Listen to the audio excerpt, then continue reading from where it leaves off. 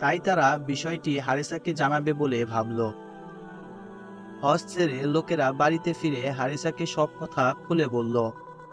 প্রাণপ্রিয় পুত্র জায়েদের খবর শুনে বাবা কাল বিলম্ব না করে সে তড়িঘড়ি করে মক্কায় হাজির হলেন। সোজা মহানবী সাল্লাল্লাহু আলাইহি ওয়াসাল্লামের বাড়িতে গেলেন তিনি। তারপর মহানবী সাল্লাল্লাহু আলাইহি ওয়াসাল্লামকে বললেন, দেখুন নবীজি, জায়েদ আমার ছেলে, আমি ওকে নিতে এসেছি।